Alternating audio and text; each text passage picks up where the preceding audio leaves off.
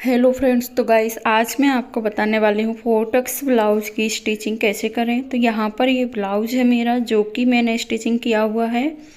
और यहाँ पर जो डॉट हमने लिए हैं वो कितने कितने पर लिया है, बेल्ट कितना आपको लेना है, चेस्ट के अकॉर्डिंग आर्म होल कितना लें, और चेस्ट के अकॉर्डिंग ही शोल्डर भी लिया जाता है, और डीप नेक के अकॉर्डिंग भी शोल्डर लिया जाता है।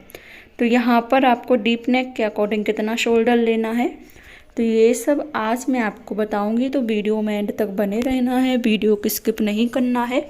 और जो भी आपको समझ में नहीं आता है तो कमेंट करिएगा, और अगर वीडियो भी अच्छी लगती है तो लाइक करो, शेयर करो। और आप लोग एंड में भूल जाते हैं तो प्लीज़ चैनल को सब्सक्राइब अभी कर लें। जिसको अगर हमारी वीडियो पसंद आती हो तो चैनल को सब्सक्राइब करना ना भूलें, क्योंकि मैं ऐसे ही वीडियो अच्छे अच्छे आप लोगों के साथ शेयर करते रहती हूँ। तो बिना देरी किए हुए अब हम करते हैं वीडियो को स्टार्ट। तो सबसे पहले आपको मेन फैब्रिक और अस्तर को ले लेना है। उसके बाद आपको मेन फैब्रिक और अस्तर ले लेना है। फिर अस्तर लेने के बाद यहाँ पर आपको जो आपका अस्तर है और मेन फैब्रिक है, इन दोनों को आपको क्या करना है, सबसे पहले आपको बिछाना है मेन फैब्रिक।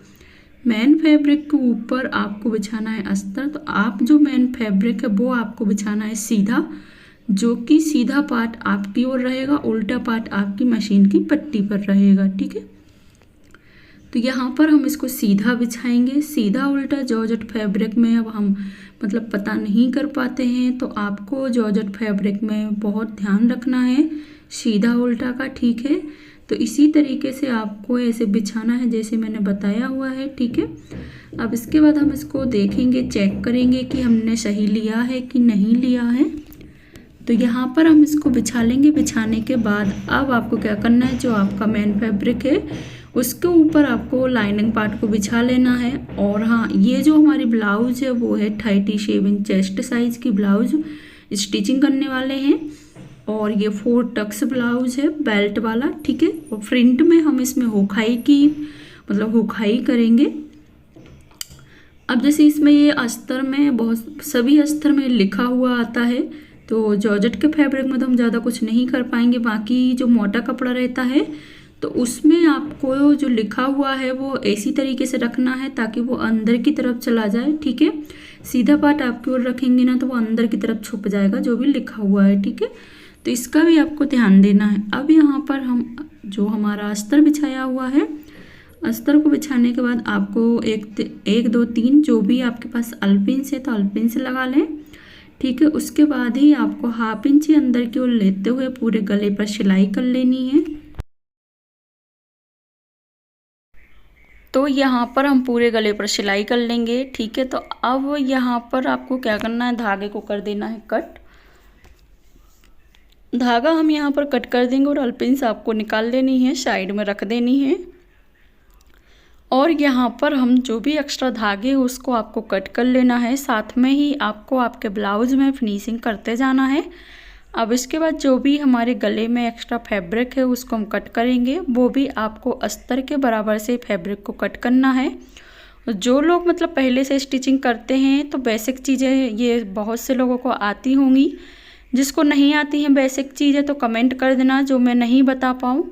ठीक है, जो बिगिनर्स हैं तो उनको इतना नहीं आता होगा, जो नए नए हैं सीखने वाले, और जो पुराने हैं तो ये बेसिक चीज़ें सभी को आती है कैसे क्या करना है। ठीक है, अब यहाँ पर आपको गले में कट लगाना है। कभी भी गला पलटे तो बिना कट लगाए ना पलटें। अगर आप लोग कट लगा के पलटेंगे तो आपके गले में फिनिशिंग आएगी। और आप अस्तर पलट कर जो सिलाई हम करते हैं वो भी आप लोग सिलाई ज़रूर करें। ठीक है, अभी मैं करूँगी। तो यहाँ पर जो कट लगा रहे हैं वो आपको सिलाई में कट नहीं लगना चाहिए, सिलाई से बाहर की ओर ही कट लगाना है अपनी ओर। ठीक है, सिलाई का ध्यान रखना है, कहीं भी आपकी सिलाई नहीं कटनी चाहिए। ठीक है, अब यहाँ पर हमने अस्तर को पलट लिया है और पलटने के बाद हमने डबल सिलाई कर ली है, बिल्कुल हल्के टाँके वाली, जो कि आपको दिख रही होगी। बहुत ही फिनिशिंग से हमने अस्तर और मेन फैब्रिक को पलट लिया है और गले को रेडी कर लिया है। ठीक है, अब इसके बाद आपको क्या करना है, जो आपका अस्तर है अस्तर को पलट के रख लेना है। मतलब जो ब्लाउज है ब्लाउज को आपको पलट लेना है। ठीक है, और अस्तर की साइड से आपको सिलाई करनी है। कभी भी ब्लाउज की चारों तरफ की सिलाई करें तो अस्तर की साइड से ही करनी है। अब यहाँ पर हम चारों तरफ की सिलाई कर लेंगे। तो चारों तरफ की सिलाई यहाँ पर हमने कर ली है। अब जो भी एक्स्ट्रा फैब्रिक है इसको हम कट कर देंगे, और जो एक्स्ट्रा फैब्रिक है वो आपको आराम से कट करना है, आपका अस्तर नहीं कटना चाहिए यहाँ पर। तो यहाँ पर जो भी एक्स्ट्रा फैब्रिक था उसको हमने कट कर लिया है, और 20 सेंटर से हमारे पार्ट को अब हम क्या करेंगे, कट कर लेंगे, क्योंकि हम फ्रंट में होखाई की पट्टी लगाएंगे तो आपको बीचों बीच से कट करना है बिल्कुल, ठीक है। अब यहाँ पर आपको सिलाई कर लेनी है, दोनों साइड हमने सिलाई कर ली है, ताकि क्योंकि जो जॉर्जेट फैब्रिक होता है वो यहाँ वहाँ फैल जाता है, ठीक है। तो यहाँ पर हमने सिलाई कर ली है। अब सिलाई करने के बाद आपको जो आपका एक साइड का पार्ट है उसमें आपको टक्स डालना है, ठीक है। तो ऐसे आपको पकड़ना है और एक पार्ट के टक्स डाल लेने। सबसे पहले जो शोल्डर है, शोल्डर पर जो हमारा सेंटर वाइज आया, इसी तरीके से आपको कोई भी ब्लाउज में टक्स लेना है 20 सेंटर वाला। अगर किसी किसी को आता नहीं है कितना लें, तो आपको 20 सेंटर मिलाते हुए टक्स डाल लेना है, नीचे का बिल्कुल परफेक्ट बैठेगा, ठीक है। अब यहाँ पर हम जो सिलाई का टाँका है वो छोटा रखेंगे, मतलब आपको रखना है 3 इंच। जिसकी जैसी सिलाई रहती है, अलग अलग सिलाई मशीन होती हैं, तो 5 इंच का तो मतलब 5 नंबर जो रहता है वो बहुत बड़ा टाँका हो जाता है। तो 3 और 4 के बीच में आप लोग टाँका रखें सिलाई का टक्स डालते समय, ताकि आपकी जो सिलाई है जब हम ब्लाउज पहनते हैं तो वो खिंचे ना, ठीक है। अब यहाँ पर आपको जो आपका टक्स है, मेन टक्स, उस पर हम एक बार और सिलाई करेंगे, डबल सिलाई कर दी मैंने। अब यहाँ पर हम वापस से सिलाई कर लेंगे।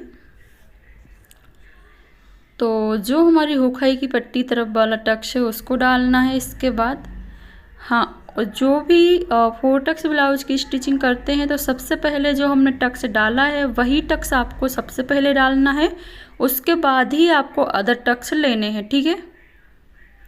मार्किंग करते हैं तो आपको वही टक्स पहले मार्क करना है, उसके बाद ही आपको 3 टक्स जो बाद के रहते हैं उनको मार्किंग करनी है, ठीक है।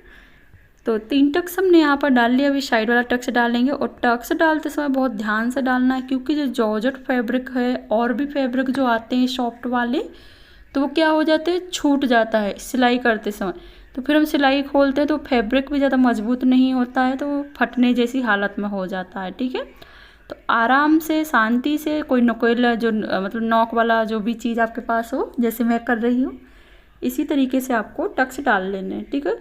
फिर भी देखो मेरा छूट गया है, आप लोगों ने देखा हुआ है, मैंने आपको बताया है, मैंने ऐसा नहीं किया है कि कट कर दिया है, ताकि आप लोगों को समझ में आए कि हाँ ये बात सही है, ये कट हुआ है, मतलब कट नहीं हुआ है, मतलब ये छूट गया है हमारा जो जॉर्जेट फैब्रिक था, ठीक है। तो आपको बहुत ध्यान से सिलाई करनी है, ठीक है।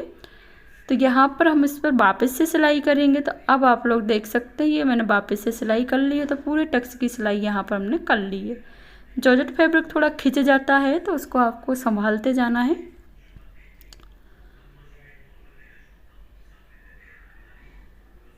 अब यहाँ पर आपको क्या करना है, जो आपका 4 टक्स का पार्ट है इसको आपने रेडी कर लेना है। तो दोनों पार्ट को हम ऐसे ही रेडी कर लेंगे।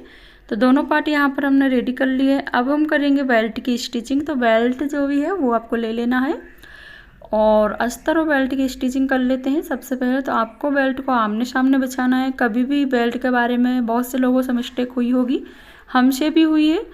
तो जो आपका बेल्ट है उसको सबसे पहले मेन फैब्रिक है वो आप लोग कैसा बिछाएंगे कमेंट में ज़रूर बताना, बाकी मैं बता देती हूँ। तो आपका जो मेन फैब्रिक है वो आपका सीधा पार्ट आएगा मशीन की पट्टी पर, और उल्टे पार्ट पर आपको बिछाना है अस्तर, ठीक है। तो दोनों पर हम अस्तर बिछा लेंगे, सॉरी। और जो नॉक जो हम बनाते हैं ना, थोड़ी सी डाउन करते हो खाई की पट्टी की तरफ, वो नॉक आपकी आमने सामने होना चाहिए दोनों बेल्ट की, ठीक है। अब यहाँ पर हम इसकी स्टिचिंग कर लेंगे दोनों बेल्ट की। तो दोनों बेल्ट की यहाँ पर हमने स्टिचिंग कर ली है, जो आप लोग देख सकते हैं। और इसके जो भी चारों तरफ एक्स्ट्रा फैब्रिक है तो इसको कट कर देना है, ठीक है।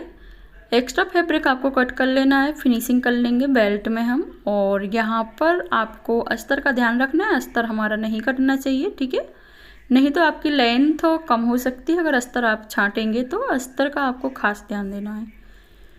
इसके बाद हम जो भी एक्स्ट्रा फैब्रिक है वो छांट लिए हैं। दोनों बेल्ट को मैंने अच्छे से फिनिशिंग से स्टिचिंग कर लिया है। अब यहाँ पर हमारी बेल्ट की स्टिचिंग हो चुकी है। अब इसके बाद आप लोग देख सकते हैं लिखा हुआ आया है, इसमें हम कुछ नहीं कर सकते क्योंकि जॉर्जेट फैब्रिक है। तो ये तो दोनों साइड ही था, तो कैसा भी हम लाइनिंग पार्ट डालते फिर भी ये लिखा हुआ दिखता। ठीक है, अब यहाँ पर हम बेल्ट स्टिच करेंगे दोनों पार्ट में। तो ऐसे आपको सबसे पहले मिला के रख लेना है बेल्ट को, और बेल्ट को आपको ज़रूर चेक करना है। कभी कभी क्या होता है बेल्ट एक साइड के ही स्टिच हो जाते हैं, तो आपको बेल्ट का खास ध्यान रखना है। ठीक है, अब यहाँ पर हम बेल्ट की स्टिचिंग करेंगे तो आपको एक घोड़े के दबाव से सिलाई कर लेनी है, और जो टक्स है वो आपको अपनी ओर फोल्ड करना है।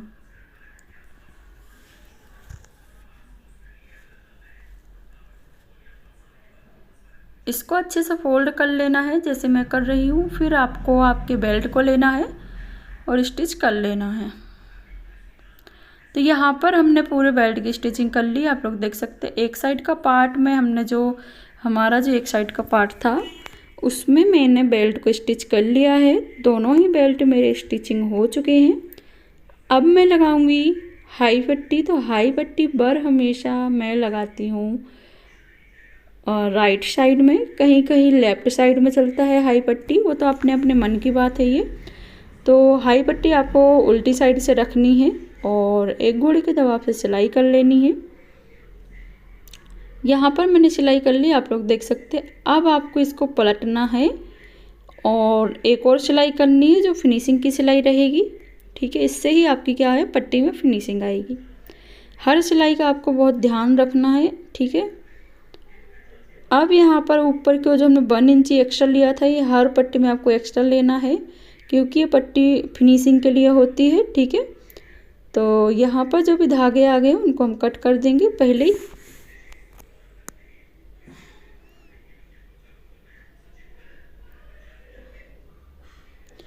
अब यहाँ पर हम पट्टी को अच्छे से फोल्ड करेंगे। फोल्ड करने के बाद आपको एक और फोल्ड करना है अच्छे से।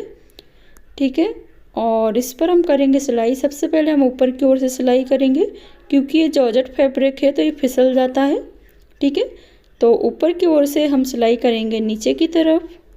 ज़्यादा अंदर तक आपको पट्टी नहीं लेनी है। जो अपने पहली सिलाई की हुई है उसी सिलाई के ऊपर से आपको पट्टी को रखना है और सिलाई करनी है। ठीक है, तो नीचे तक हम सिलाई कर लेंगे। सिलाई करने के बाद जो हम हाई बनाते हैं हाई वाली सिलाई कर लेंगे थोड़ा सा गैप देते हुए। अब यहाँ पर जो भी एक्स्ट्रा फैब्रिक है उसको कट कर देंगे। तो इसमें मैंने कमर पट्टी नहीं लगाई हुई है तो आप लोग कमर पट्टी लगा लेना। अगर जिसको नहीं आती है तो हमारे चैनल पर शॉर्ट वीडियो मिल जाएगा, बड़ा लॉन्ग वीडियो भी मिल जाएगा कमर पट्टी लगाने का।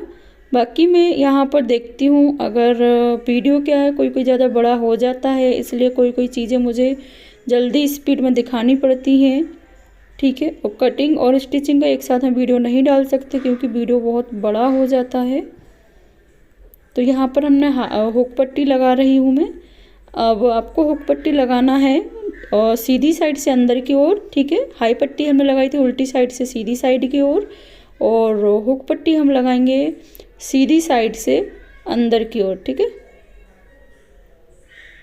और यहाँ पर हम सिलाई कर लेंगे।